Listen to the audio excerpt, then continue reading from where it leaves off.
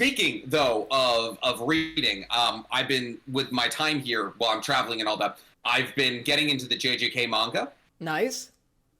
Christ.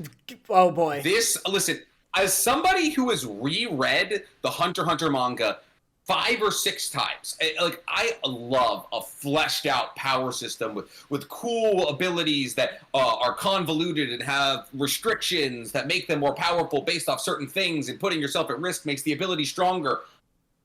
Does anybody understand this manga? I feel like if you're saying you understand the JJK manga, you are lying. What's the issue? This is my first read through of JJK, but I just finished the Shibuya incident. How far you've read it, right? I've seen the first season of the anime. I haven't read the manga. Oh, so you haven't read the manga at all? No. Oh my god! Well, what's the difference? Oh, the thing is, there's no difference. Right. That's and we're what? I think we're like 63 chapters in. Like the anime is 63 chapters in, and then obviously chapter 0. But once you get further, you get to the Shibuya incident, which is far away. It's probably going to be season 3, because actually no, it might be part of season 2. I'm on chapter like 166 right now. And the power systems, like you learned about Gojo's like 6 eyes. You learn about the infinity. You learn about how he's able to mix red and blue, and how the mixing of red and blue works. You get further into the abilities of the special grade curses like Gojo. Or Jogo and Mahito and Sukuna, and you're like, oh my god. And like their abilities are predicated on whether or not they're putting themselves at risk. Barriers are stronger if you're more visible inside of the barrier, outside. It is so convoluted, and it's cool because I'm going to sound hypocritical as the man with literally 2 Hunter x Hunter sleeves, but like it is tough the first read through, and I've heard that what's going on in the manga right now is absolutely insane, but also somehow more complicated. And people are like, we're getting college level theses on the power systems of JJK and all of that. So like, I like had like 2 beers, and I was on the train ride back from a bar in Shibuya with a couple of my friends, and I was trying to read the JJK manga, and it was like playing Tarkov. Like if I ever have any alcohol in my system, I can't play hard video games. Like Elden Ring, Tarkov, Marauders, like those video games, like I can hop on Among Us or something and have fun.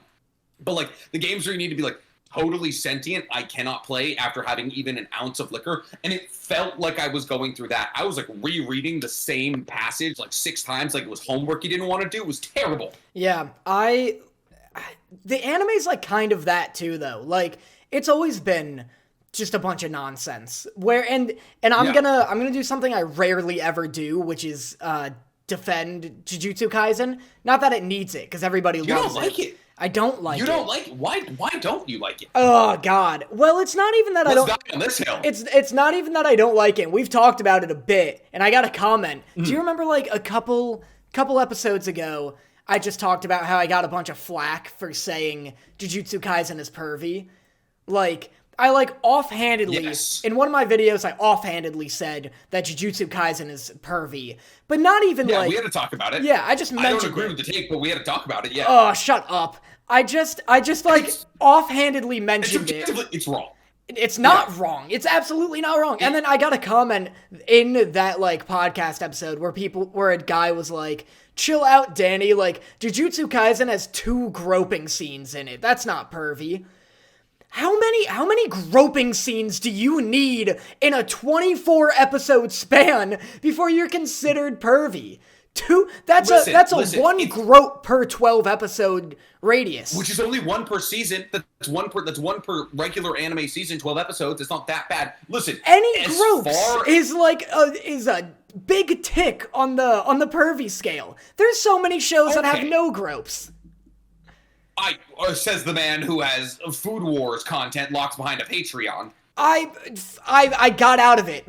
This year Patreon's show is Blue Lock, and I'm hyped. Very hyped. Okay, to go from Food Wars to Blue Lock is a wild shift. Yeah, because I'm sick of the groping. Okay, all right, but here's my thing. It's like, you know how in American food there's like a level of like rat feces that's allowed, you know, that kind of thing? Where the hell is this going? That's like, you're eating like McDonald's hamburgers. No, so let me cook. So on McDonald's hamburgers, things like that, there's a level of rat feces that's allowed, you know? Okay. So within the confines of shonen anime, I would put JJK closer to seinen, whatever. Seinen. Than shonen. Anyways, with seinen? I think seinen. Seinen? Seinen? Yeah.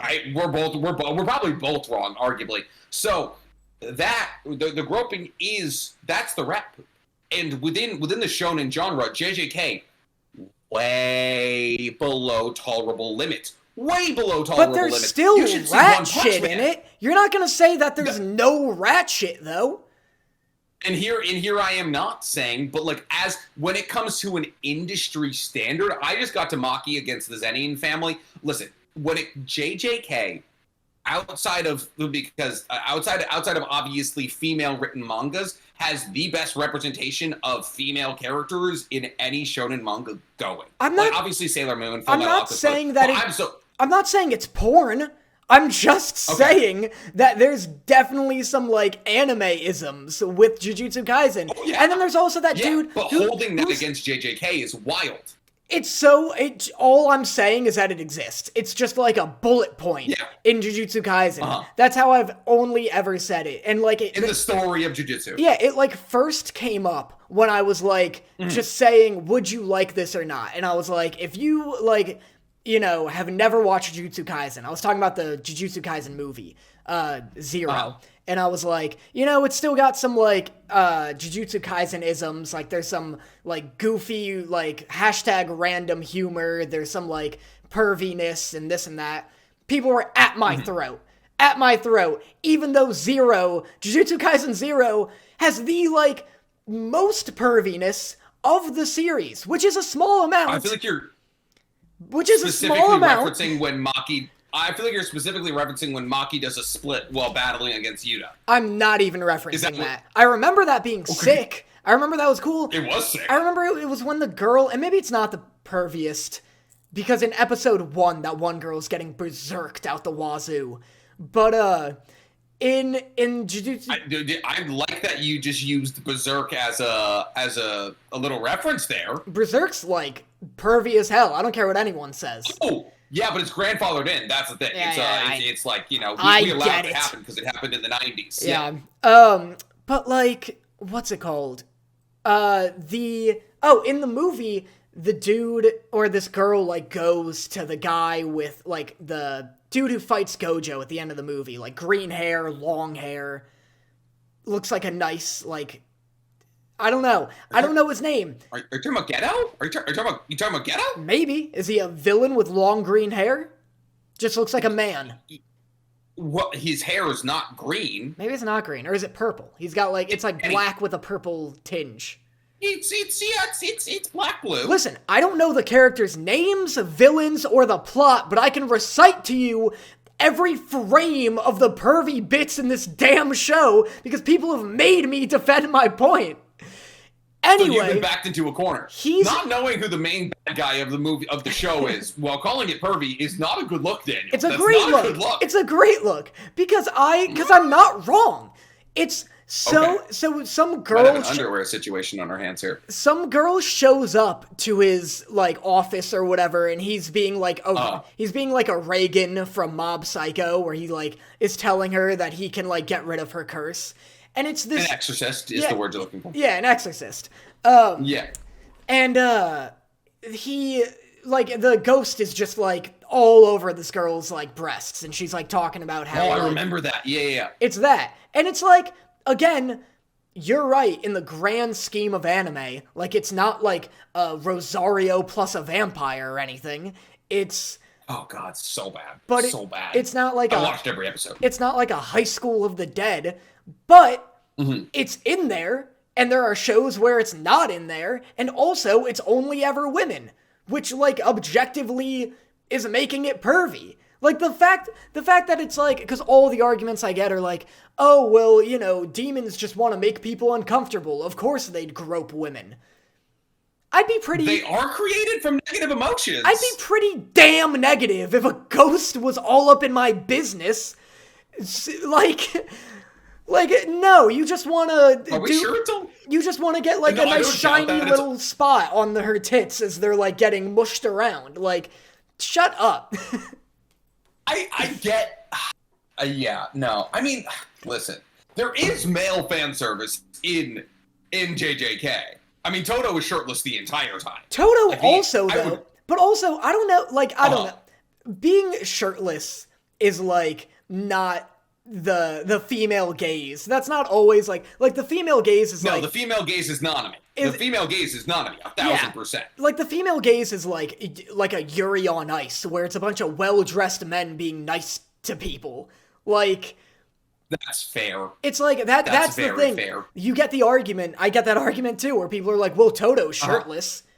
That's, like, not for women, that's also for guys. We want to see a big dude shirtless.